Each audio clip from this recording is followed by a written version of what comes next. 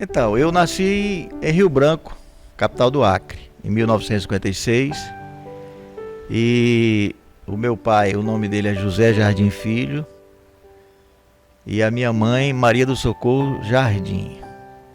Meu pai nasceu no município de Plácido de Castro, e depois ele veio para Rio Branco, conheceu a minha mãe, se casaram e ele comprou aquele seringal Panorama e ficou um tempo por lá e depois vendeu.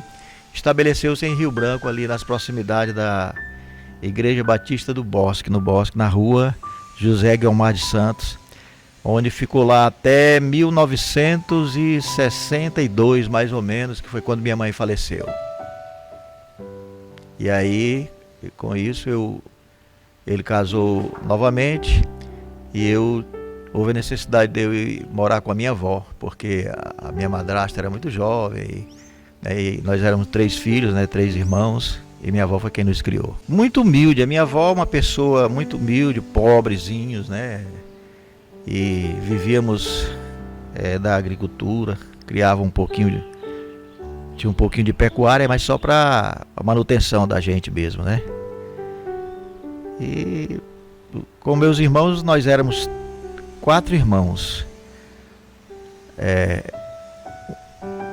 A menina eram 3 homens e 3 meninas, e uma menina, perdão.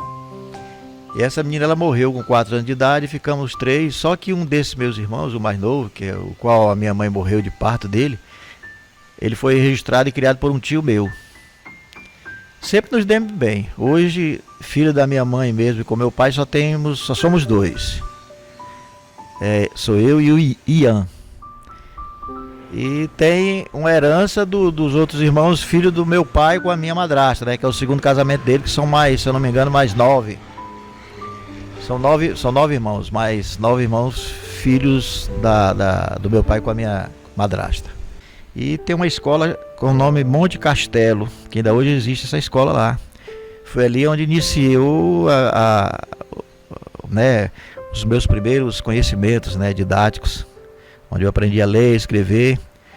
Depois esgotou a fase, né, de ensino lá, eu fui estudar na escola Mário Lobão, que fica lá na estrada do Mutum, já é um pouco distante ali, nas proximidades ali, beirando a estrada de Porto Acre, que antigamente era a colônia Juarez Távora.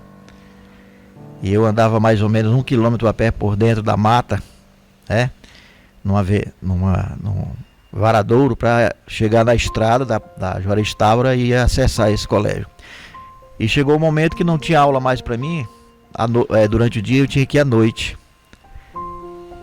As dificuldades do momento, né, da circunstância, da época, né.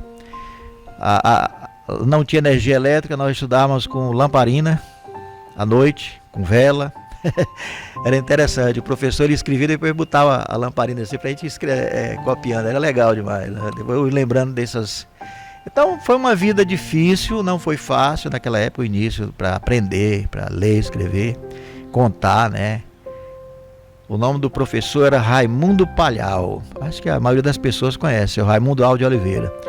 Ele era escritor, era cantor. Acho que a maioria das pessoas que mexe aí no ar, que trabalham com o cinema, com a cultura, conheceu o seu Raimundo Palhau.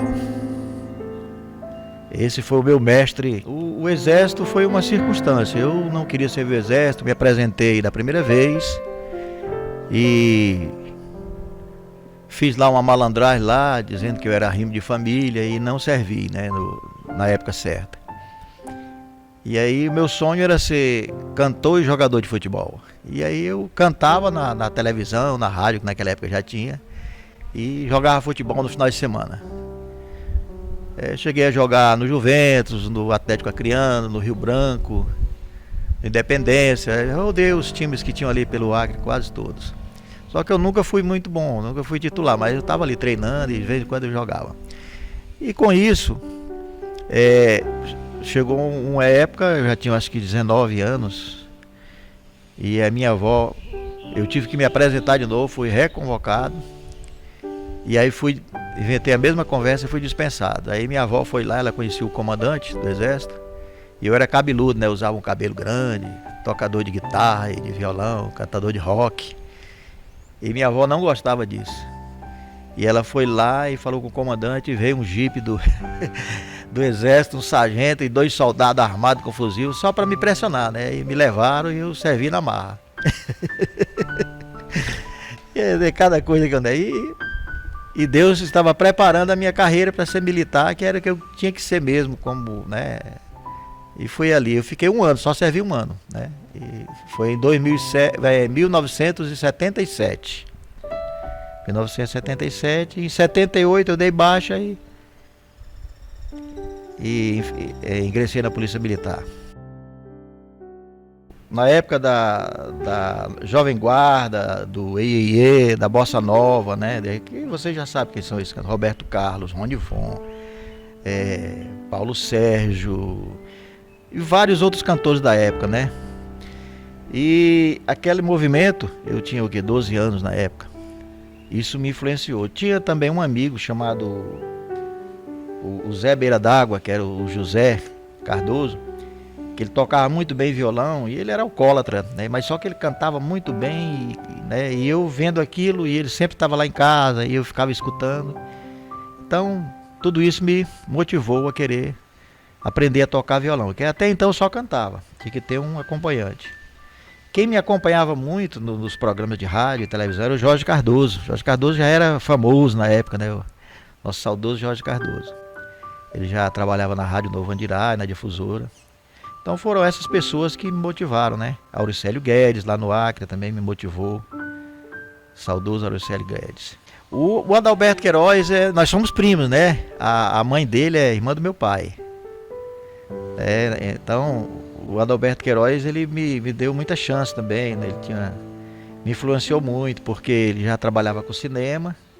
Ele, o Teixeirinha, né? Meu compadre Teixeirinha, saudoso Teixeirinha do Acre, né? O João Manhãs, como ele queria que chamasse, já partiu também. Teixeirinha foi uma das pessoas que me influenciou também, que ele nessa época ele já fazia, né, esses programas. E o Adalberto, ele participava de programa de calor como jurado, mas ele não me dava muita chance não, ele botava para arrebentar, quando eu falhava ele me cortava mesmo. Mas Adalberto é uma pessoa muito importante, né? Nessa área da cultura, eles iam lá para casa, para Colônia, para filmar, que a fazenda do pai dele ficava vizinha nossa, o seu Valdomiro. Então, tive sempre um relacionamento muito bom com ele, até hoje nós temos, né? Como irmãos mesmo, né? E ele me orientou, as primeiras notas musicais escritas num caderno, uma folha de caderno, para mim aprender a tocar, foi o Adalberto que fez para mim. A gente tocava violão, eu cantando com Teixeirinha, fazendo dueto em algumas músicas, né? E ele ali olhava e dizia, rapaz, eu tenho a maior vontade de aprender violão. É mesmo? Poxa vida. Eu vou te ensinar, rapaz. Aí sabe o que eu fazia? Pega aí um papel, aí, um lápis, uma caneta. Aí eu fazia aquelas notinhas de Lá maior, segunda de Lá, aí terceira de Lá. Eu digo, você vai...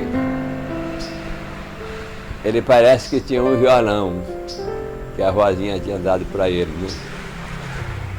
Aí você treina, na semana que vem, aí eu vou ver, é só essas 3.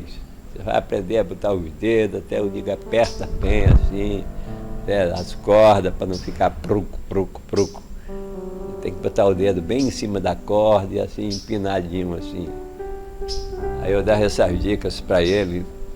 Na semana que vem, aí eu chegava ali de novo. E aí? Ele já estava, eu digo, muito bem, ótimo, é isso aí mesmo, é só essas 3. Aí devagarinho, aí eu digo, agora eu vou fazer Dó. Primeira, segunda e terceira de Dó, para você, né? E Dó menor e Dó maior. Aí Ré menor e Ré maior. Aí eu ia dando, né? Aí Lá, pronto, aí ia fazendo, né? Aí ia botando as cifras, né? Onde é que vai o primeiro do... Eu desenhava assim o violão, só essa parte de botar os dedos, né? Mais ou menos ali até a quinta. Vamos botar as posições naturais, que são melhor para você ir aprendendo, né? Então, pronto. Aí, agora vamos passar para Mi. Bora ver. Mi menor. E a gente ia dando as posições. Primeira, segunda, terceira de Mi. Volta à primeira e tal, e vai. E dessa forma, eu acho que foram poucas, umas 3 vezes, no máximo 4, que eu fiz esse negócio para ele. Aí ele já desenvolveu.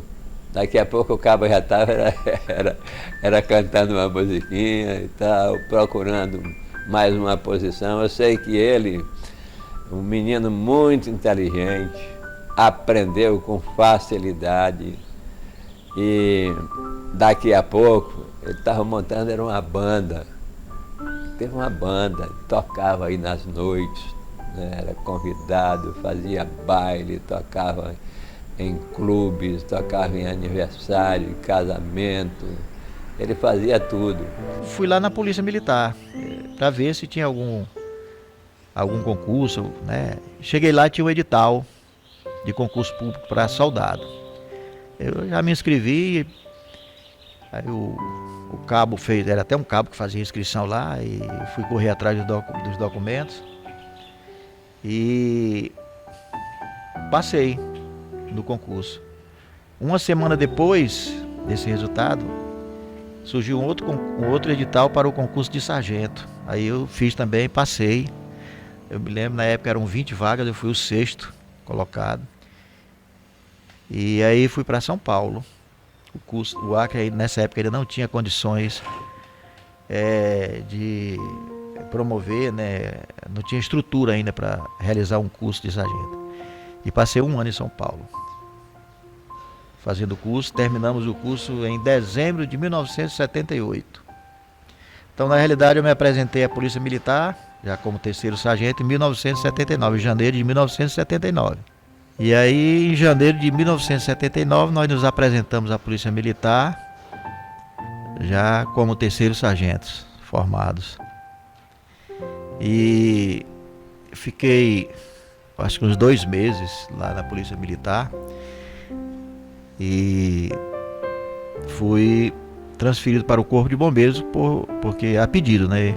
Eu preferi trabalhar no bombeiro. O Corpo de Bombeiros nessa época era um batalhão da Polícia Militar. Nós éramos policiais militares que fazíamos o trabalho de bombeiro, né? Prestávamos esse serviço para a sociedade.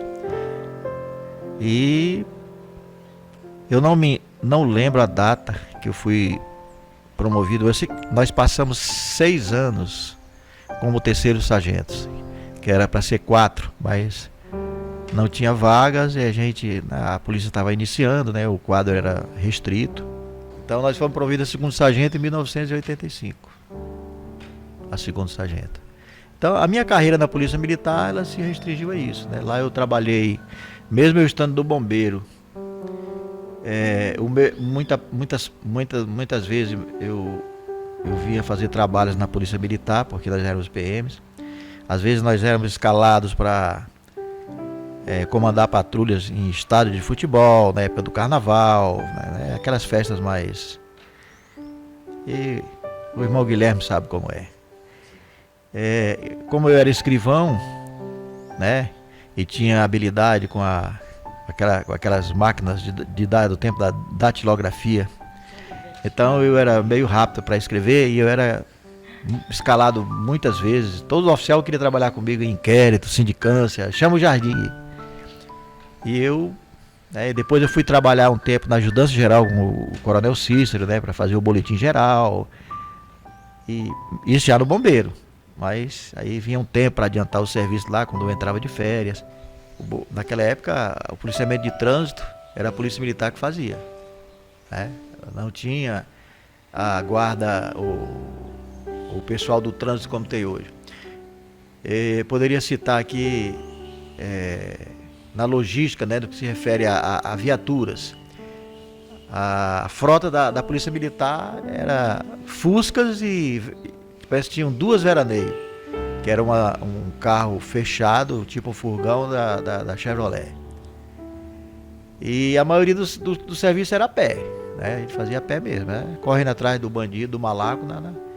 O revólver era um 38zinho, que não funcionava bem, a manutenção não era boa, que não tinha... Só tinham aqueles mesmos, eram revólveres antigos, que não tinha como comprar, o Estado não tinha condições de investir.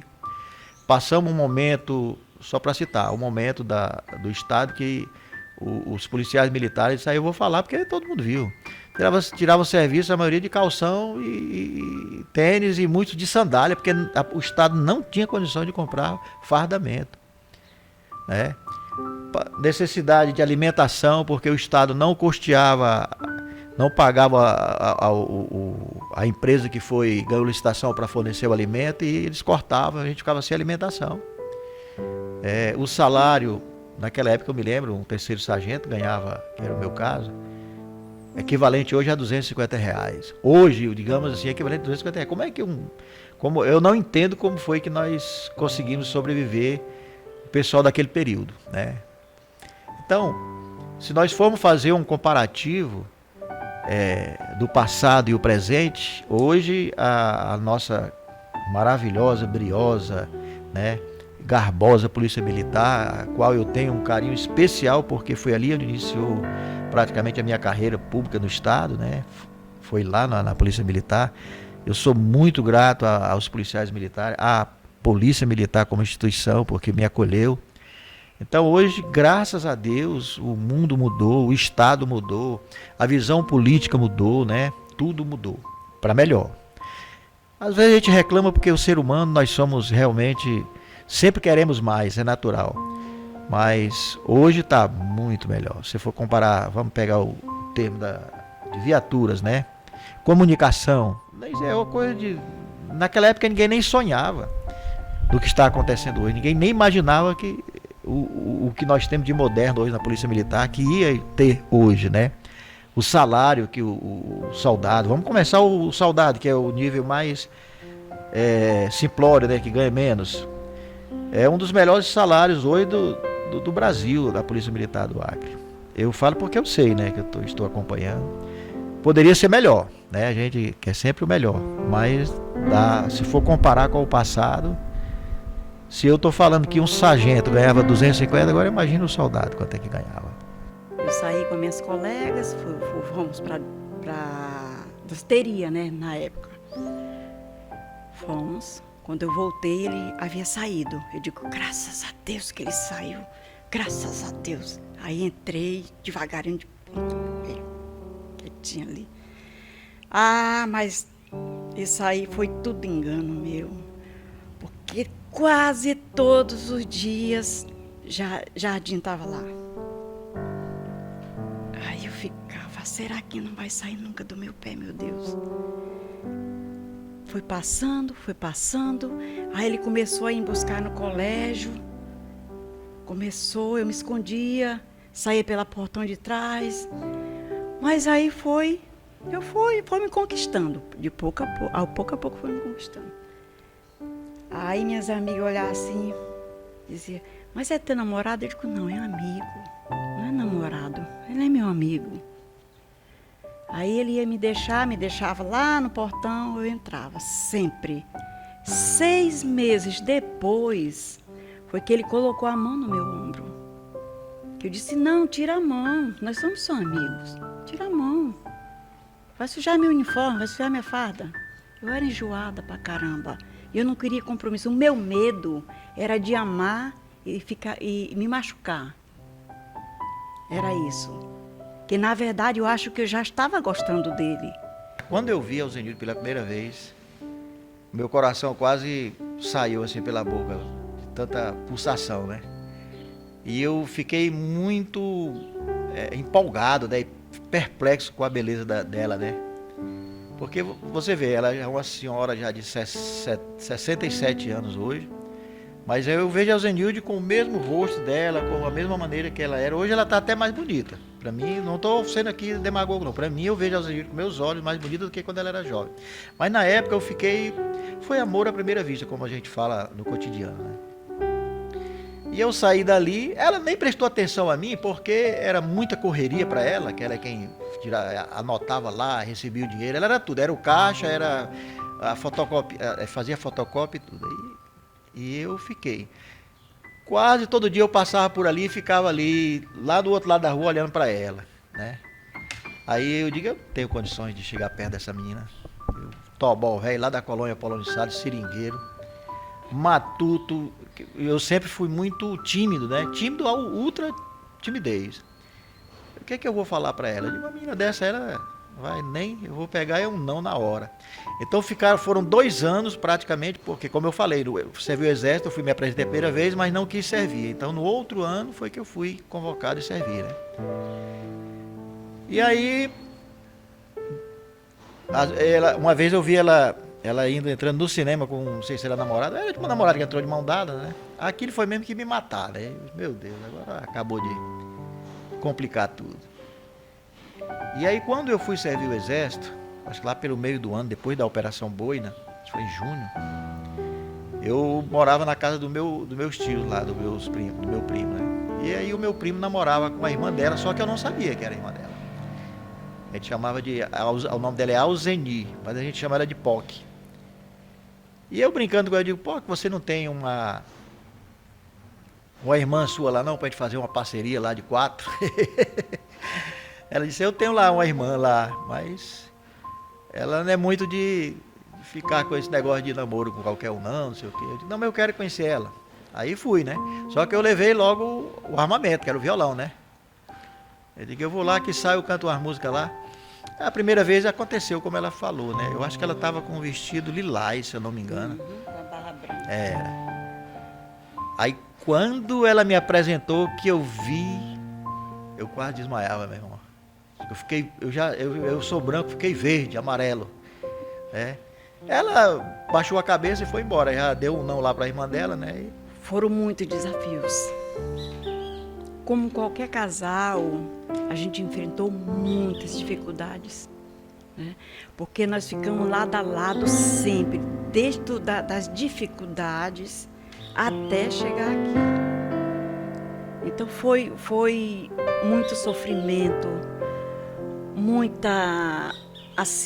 muitas vezes a gente achou que deveria desistir, mas a gente segurou a mão no outro.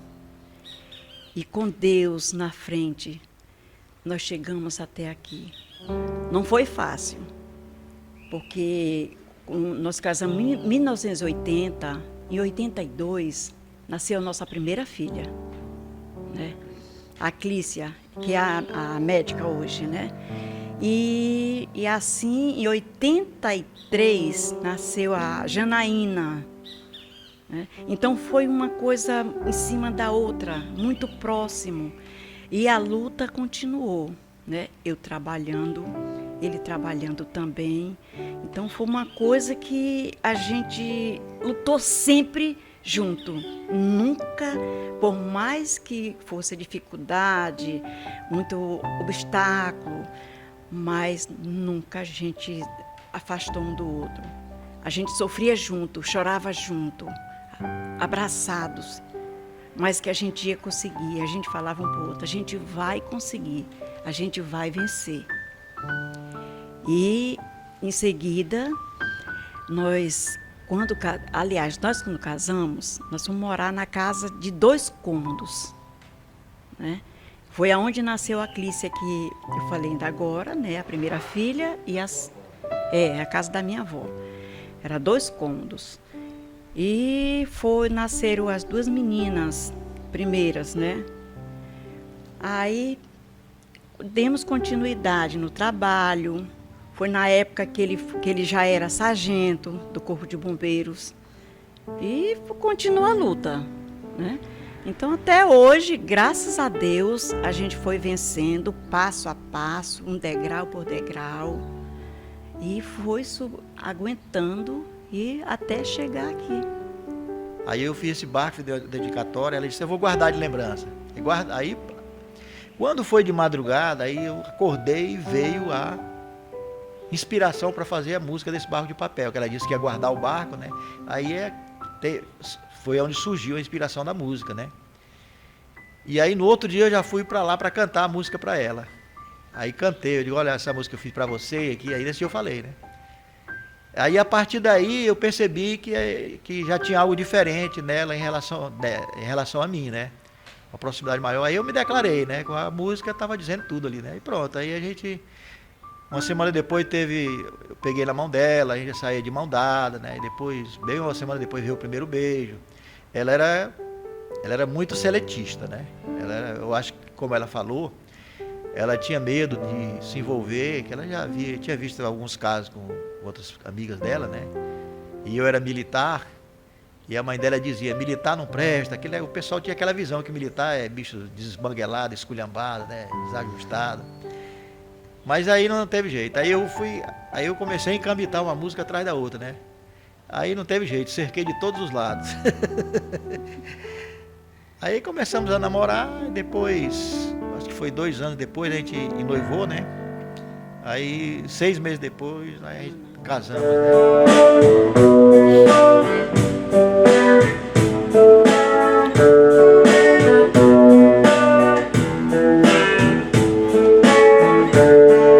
Essa linda canção eu fiz para você. Você é minha amada, meu bem querer. Você é a minha amada, meu bem querer.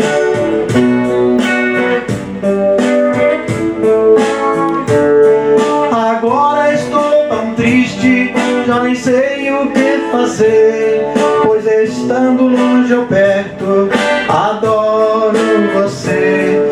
Pois estando longe ou perto, adoro você.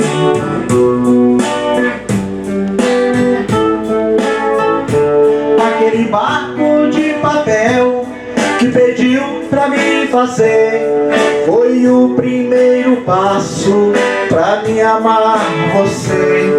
Você me prometeu que o barco ia guardar. Se isso você fez, é sinal que vai me amar. Se isto você fez, é sinal que vai me amar.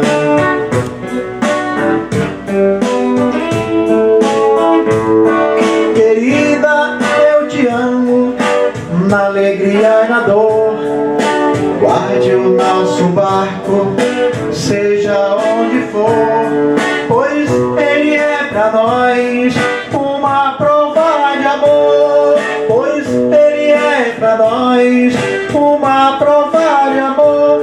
Oh, oh, oh, oh, oh, oh.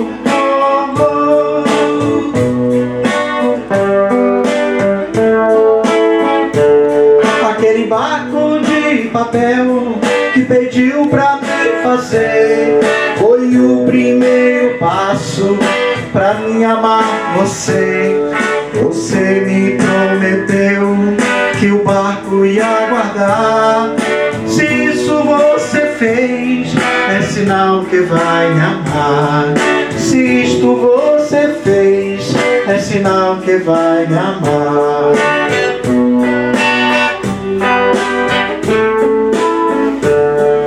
Querida, eu te amo, na alegria e na dor.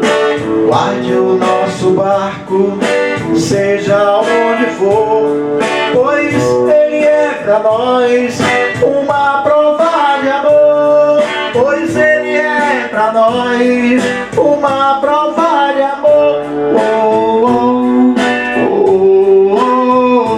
oh, oh,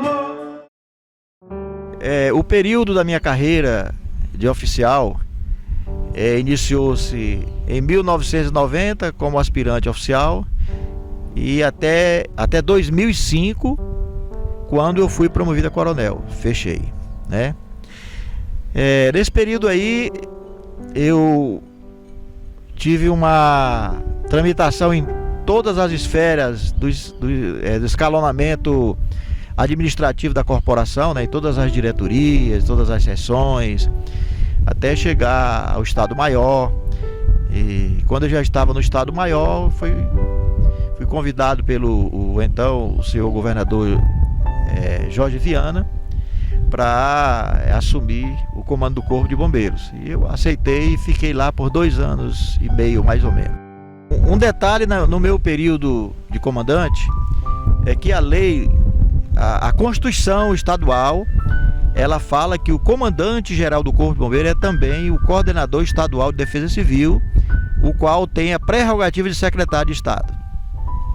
Então, o cargo, na época, não sei se mudou hoje, mas na época, o cargo de chefe da Defesa Civil do Estado era do comandante-geral do Corpo de Bombeiros. Ele acumulava as 2 funções.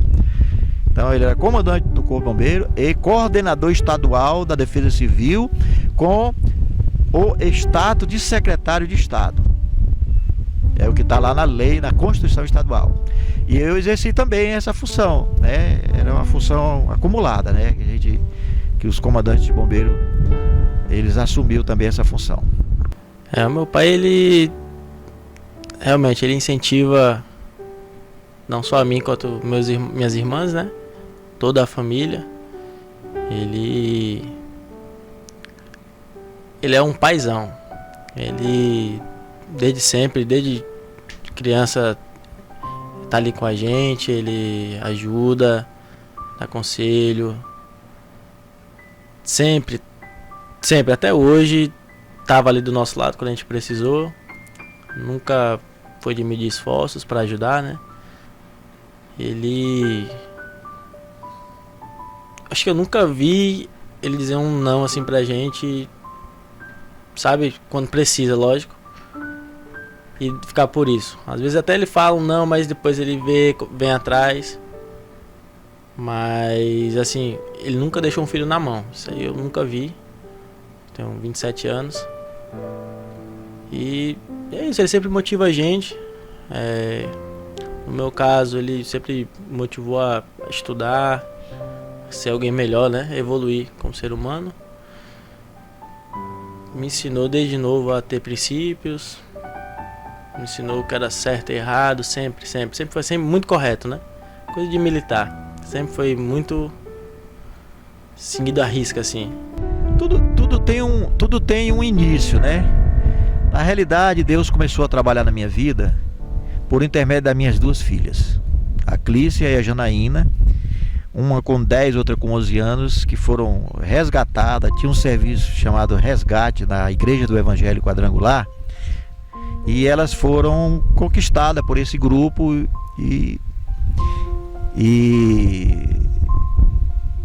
como é que eu posso falar? E aí elas se firmaram lá nessa Igreja do Evangelho Quadrangular, que fica ali na Rua Isauro Aparente, lá em Rio Branco.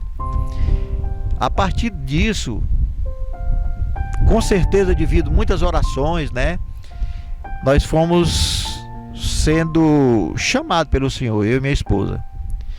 Mas antes disso eu tive alguns problemas. Eu tive uma grande enfermidade que fui desenganado dos médicos, e 2 senhoras apareceram do nada e oraram em mim lá em São Paulo, e eu me recuperei, né? Eu fui desenganado, fui curado, e depois eu parti para outro lado, né? Que é buscar o socorro da minha vida, porque eu era alcoólatra e eu precisava parar de beber. E a gente rodou em muitos lugares. Fomos em Santo Daime, em Casa dos Espíritos, né, que a gente fala o espiritismo, né? Terreiro de macumbaria, eu e minha esposa fomos. Mas nada disso me acolheu. Cada dia piorava, a minha vida conjugal começou a ficar destruída. E aí foi quando Deus resgatou as minhas filhas, e eu tomei a decisão de um dia, né, e visitar, e comecei a fazer uma campanha lá, que tinha lá uma campanha de 7 sextas-feiras, e eu fiz essa campanha para deixar de largar o vício do álcool, né, que eu já estava alcoólatra. E na sexta-feira, no sexto dia eu me converti eu me ofereci mesmo. O pastor não chamou e eu levantei a mão e disse: eu quero aceitar Jesus agora. Ainda peguei a minha esposa pela mão e ela: não quero ir não, porque eu ainda fumo, não sei o que. Ela fumava, né? E, não, mas Jesus vai tratar a gente. Aí foi assim, o chamado de Deus. E a partir desse dia eu tomei uma decisão diante de Deus. Eu fiz um compromisso com o Senhor de querer mudança, querer transformação. E Ele fez a transformação. Foi o algo mais importante que aconteceu na minha vida. O algo mais impressionante, o algo que mexeu comigo até hoje, me firmou, né, aqui nessa terra para fazer as coisas para Deus, né, de ter a certeza que Ele me resgatou, né, das garras do inimigo. E tenho certeza que a minha caminhada até o final da minha vida é seguindo ao Senhor Jesus, os exemplos dele, eu e minha casa toda. O Jardim eu considero ele como meu pai, segundo pai, né? Já tô na família há 8 anos e ele me trata como uma filha.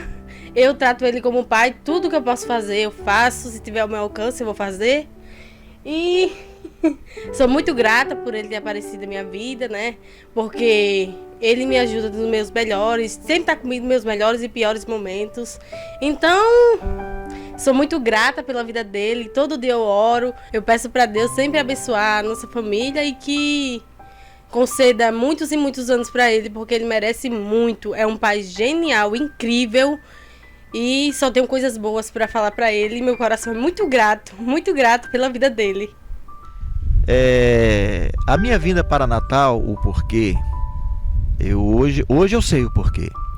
Porque na realidade nós tínhamos uma noção de conhecer essa cidade de Parnamirim, mas de vir dar uma olhada. Mas o primeiro plano era ir para João Pessoa.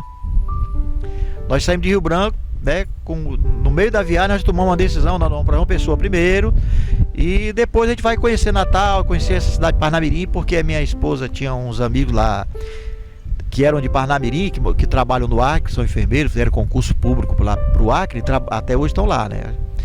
E falavam muito dessa cidade. Na metade do percurso, lá, eu acho que lá em Ibotirama é o nome de uma cidade da Bahia. Lá nós erramos o caminho, que era para pegar a BR-101. Nós entramos por uma vereda que passou por um locais chamado Cabrobró, uma região muito perigosa daqui de Pernambuco. E quando nós pensamos que não estávamos no Rio Grande do Norte, fomos cair dentro de Natal. E o propósito hoje eu sei, porque nós fomos chamados para fazer um trabalho, uma obra. Para você ter uma ideia, para resumir, nós nos apresentamos na nossa igreja, na Quadrangular, e foi nos dado uma missão que nós tínhamos que fazer o curso de pastor da igreja. Nós fizemos e tomamos frente a uma obra em Parnamirim e formamos chegamos a formar um campo missionário com 7 igrejas, né, nessa área de Parnamirim. Então o propósito de Deus, da missão de vir para Natal, era esse, o principal, né, para atender um chamado do Senhor. Eu, como homem de Deus, eu não posso pensar diferente. Para mim ele é o melhor pai do mundo. É o melhor pai do mundo. É até meio difícil falar sobre isso, porque não só eu como filha, mas todos que vivem, né, próximo a ele, percebem o quanto ele é uma pessoa muito generosa, uma pessoa muito bondosa. Para mim, assim, uma palavra que resume muito ele é servir. Ele gosta muito de servir as pessoas. Ele sente prazer em tratar bem, em acolher. É uma pessoa que trata todos por igual, né? Todo mundo por igual. Ele trata todos como se fossem filhos dele. Então eu, como filha legítima, né? Eu tenho muito orgulho do homem que ele é e do pai que ele é também, né? Em todos os sentidos. Como homem, como profissional, também muito orgulho, né? Pela profissão dele, é uma profissão muito linda que eu aprendi a admirar por conta dele. E eu tenho muito orgulho dele, muito orgulho mesmo. Da união entre eu e Alzenilde, né, que foi uma dádiva de Deus, eu entendo isso. Deus foi mais generoso ainda conosco, que nos proporcionou a oportunidade de gerarmos 4 filhos. Nos deu de presente 4 filhos maravilhosos, que são a Clícia, a Janara, a Janaína, o Júnior, que é o Francisco Assis, que é o meu nome, e a Sarinha, que é a caçula. essas 4 pessoas, como seres humanos, são para nós dois os seres humanos mais importantes para nossas vidas, porque eles são presentes de Deus, eles são obedientes, eles se preocupam comigo, né? Todos eles de um modo igual, não existe diferença. A gente percebe nos olhos deles que eles são amorosos para conosco, e isso nós só temos que agradecer a Deus. Não é somente os nossos exemplos e não somente os nossos ensinamentos, isso conta muito, mas a mão de Deus sobre a vida deles, né? O amor que Deus colocou no nosso coração para cuidar deles, e vamos até o último dia da nossa vida, que se eles precisarem, nós estaremos ao lado deles para cuidar, para ajudar, e sabemos que há uma contrapartida por parte deles, né, para cuidar da gente também. Como já cuidam hoje, já estão cuidando da gente, nós já estamos já estão nos ajudando. Então, eu só tenho a agradecer a Deus por essa mulher maravilhosa que Deus me presenteou, né? É uma bênção, que eu digo aqui que materialmente a maior bênção que Deus me deu foi ao Zenilde. Nós estamos já há 47 anos, né, nessa caminhada, nessa batalha que não é fácil, mas hoje nós sabemos que realmente o nosso amor de um para com o outro é o amor ágape, que a Bíblia fala sobre isso. O que é o amor ágape? O amor ágape é o amor incondicional, aquela que você ama sem querer nada em troca. Não precisa o outro fazer gracinha, nem fazer coisas boas para você.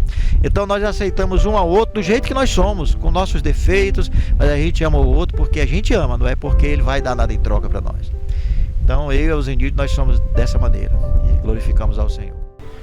Então, já usando um pouquinho da palavra da minha esposa, né, eu também sou suspeito a falar, porque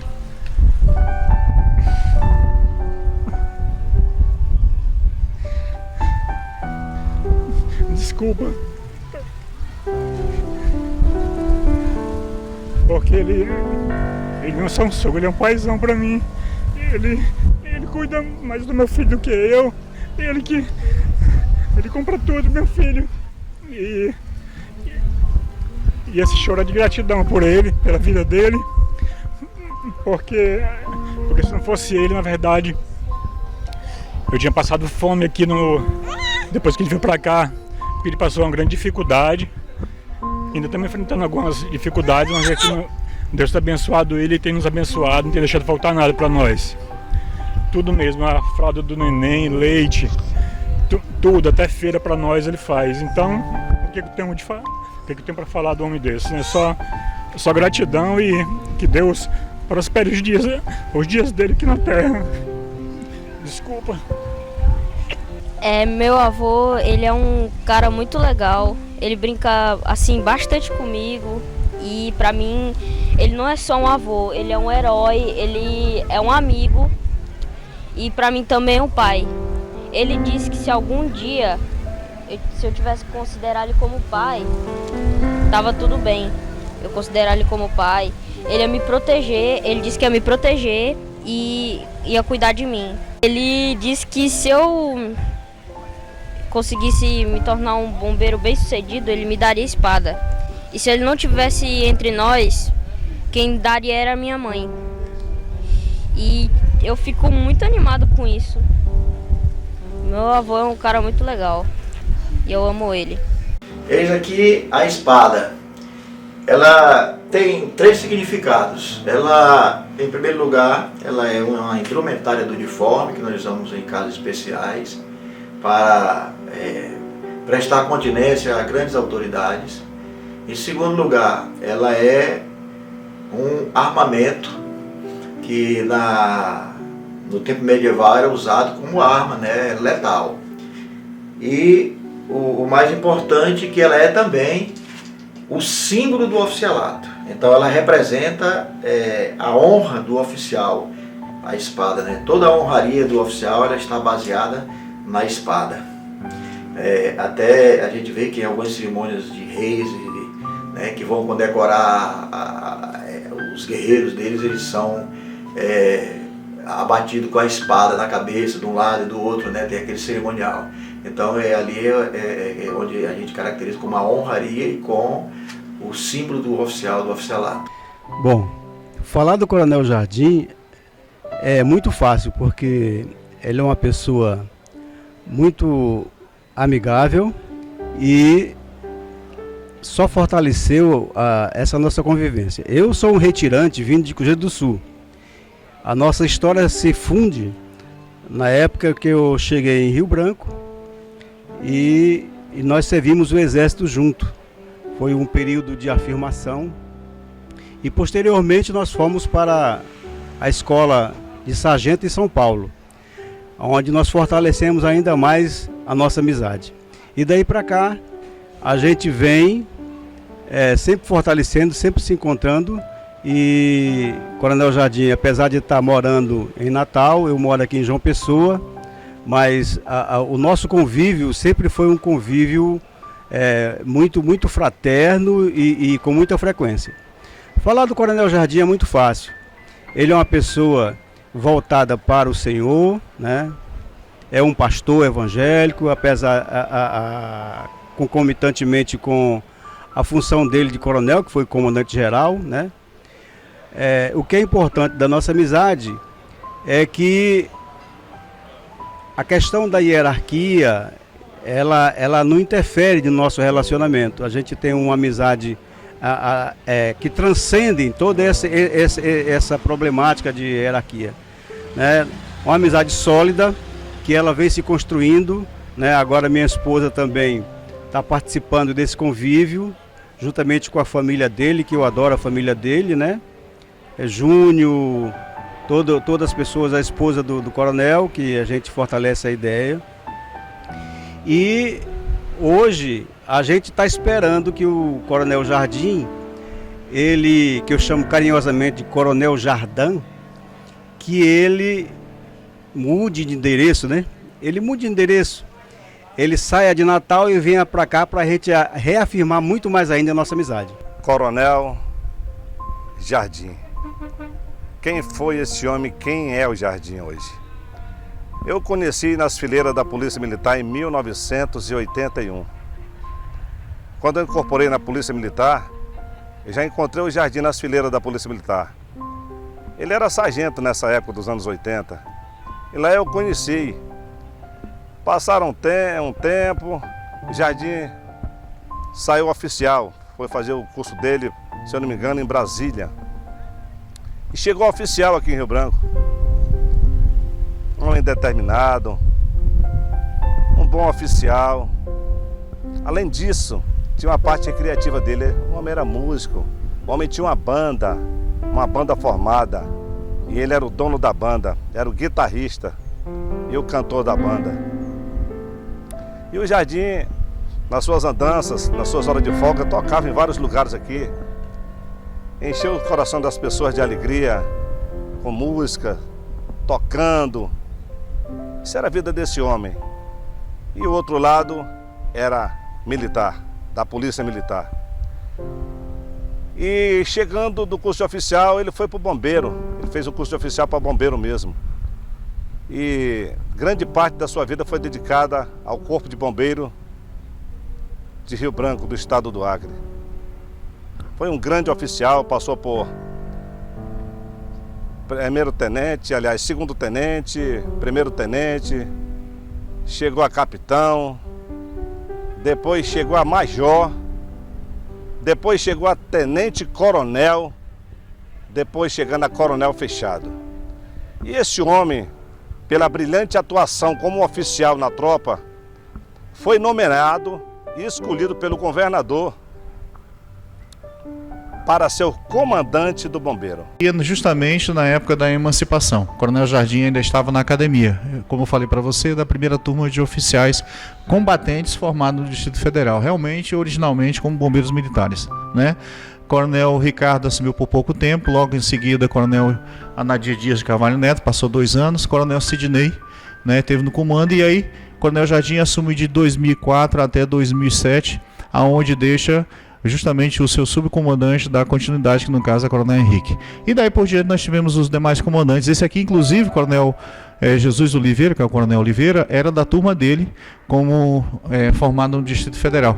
Tá, os dois da mesma turma chegaram a ser comandantes gerais. Aliás, a turma JK em Brasília formou muitos comandantes gerais. Uma das turmas mais, como digo assim, significativas em termos de comando dentro das instituições afora. Né? Isso aí é um grande legado que ele nos deixa. E um sabor de saudade. E hoje a gente tem a responsabilidade de dar continuidade para esses homens que vieram como pioneiros, né, no estado do Acre e elevaram o nome da instituição Bombeiro Militar.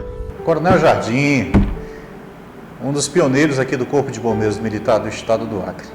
O Coronel Jardim chegou na década de 70 ainda, 1979, prestando serviço na instituição Bombeiro Militar, sempre um dos melhores sargenteantes que nós tivemos. Em 1989, um pioneiro vai para a primeira turma de oficiais, ser formada justamente no Distrito Federal. Então, originalmente, como oficial, ele foi da primeira turma de bombeiros militares na Academia do Distrito Federal. E dali por diante construiu sua carreira juntamente com os outros amigos que aqui passaram e deixaram o seu legado.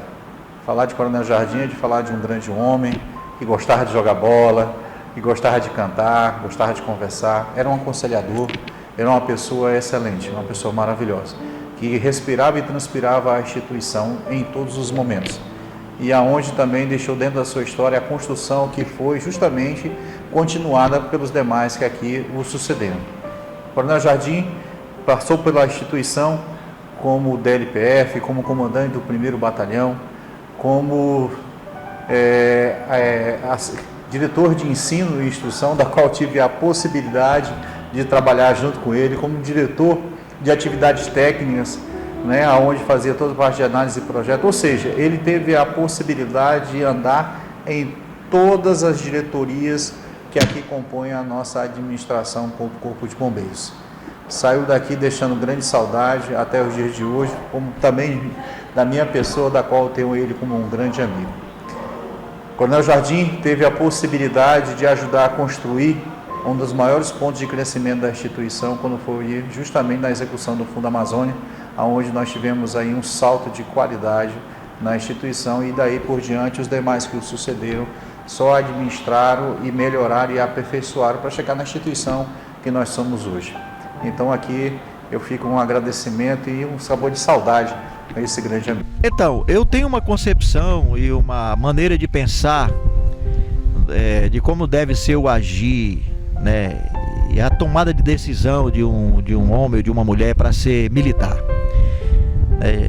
Eu posso falar com mais segurança do Corpo de Bombeiros e da Polícia Militar, que foi onde eu passei praticamente 80% da minha vida, né, de jovem, né, lá.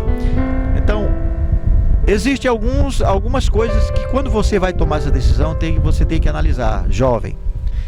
Primeiro, você está convicto que quer ser um policial militar? Porque o homem que consegue, ou a mulher que consegue sobreviver 35 anos trabalhando numa dessas instituições, ele é capaz de vencer qualquer barreira. É muito gratificante, são missões nobres, tanto bombeiros como polícia militar. Você vai prestar um serviço para a sociedade, você se torna realmente um servo da sociedade, para servir ao público. É um trabalho muito nobre. Então, o conselho principal que eu dou, você tem que ter convicção. Você não pode entrar numa instituição dessa apenas como um vínculo empregatício ou como um servidor público. Não. Você tem que ir imbuído com uma convicção, com uma vocação para servir bem ao público, à sociedade, que é ao qual você vai ser um servo da sociedade. É essa a orientação e o conselho que eu dou para aqueles que querem ser bombeiros ou policial militar. Comandante, é hora agora de desfrutar a vida de uma maneira mais diferente. Aos relevantes serviços prestados no estado, que foram mais de 30 anos, chegou o momento agora de você curtir sua família, aí no Rio Grande do Norte, nas praias, em João Pessoa, esses lugares aí no Nordeste, Fortaleza, Ceará. Tive o prazer de estar com você aí, tive o prazer de andar com você e tive o prazer de passar aí uns 4, 5 dias vivendo aí com você e sua família. Aproveita a vida, meu amigo. Aproveita a vida, que essa vida aqui é passageira. E hoje temos aquele velho ditado, vida que segue, Jardim. Continua nesse propósito com Deus e continua se divertindo com a tua família. Esse é o propósito da sua vida. Um abraço, Jardim. Penso em te deixar e é só você chegar. Parece? Se botar o chapéu e o óculos, já com a cara dele. Eu falei que ele parece com o auditório, não acredito.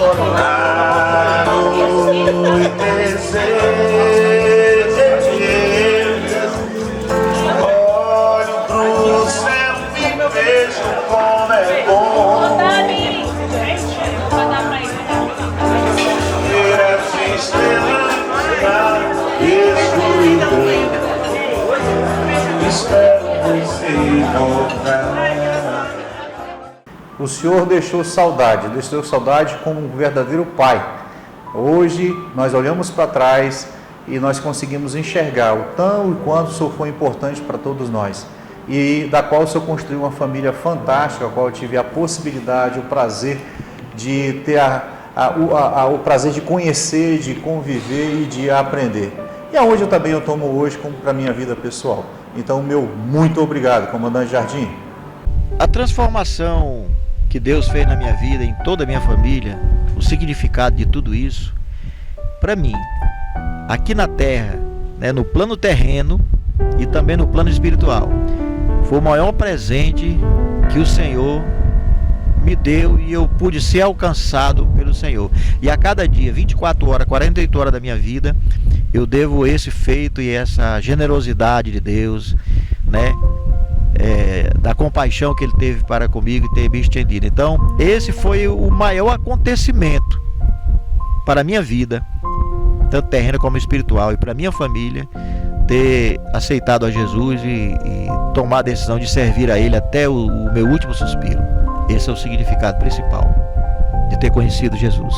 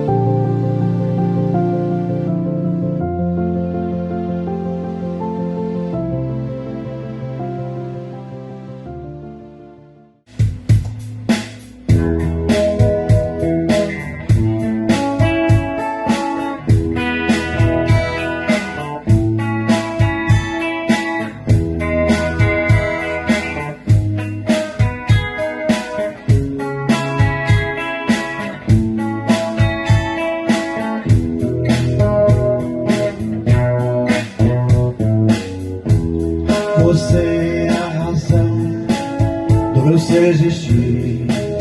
És a única coisa que me faz sorrir.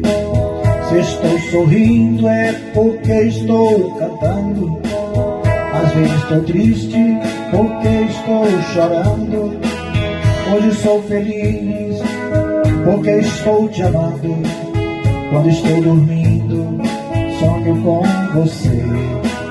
Se estou chorando, é medo de perder este amor que é tão puro, que me une a você. Quando vai embora, eu fico a chorar. Logo você volta, começo a cantar. És tudo aquilo que eu sonhava ter. Você transformou meu modo de viver, meu amor, minha amada, minha fada encantada, adoro você. Meu amor, minha amada, minha fada encantada, adoro você.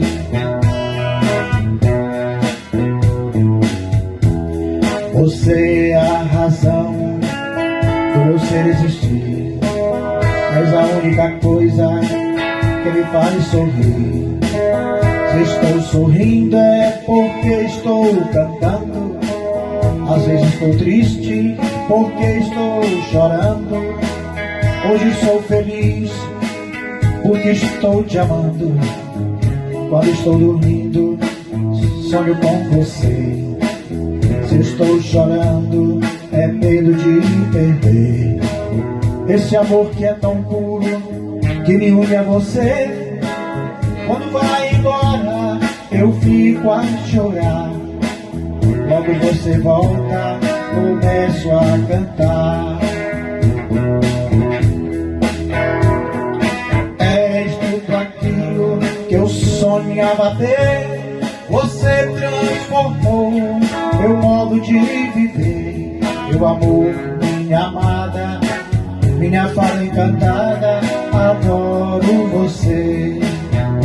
Ei, meu amor, minha amada, minha fada encantada, adoro você.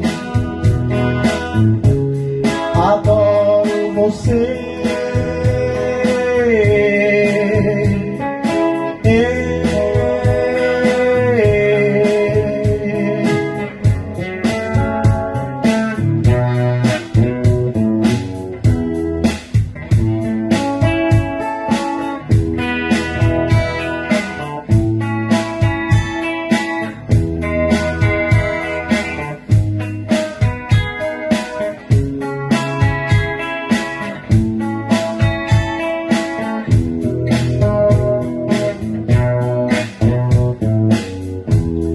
Você é a razão do meu ser existir.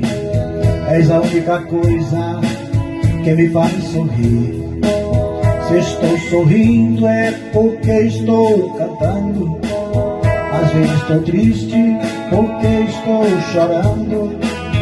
Hoje sou feliz porque estou te amando. Quando estou dormindo, sonho com você. Se estou chorando, é medo de perder este amor que é tão puro, que me une a você.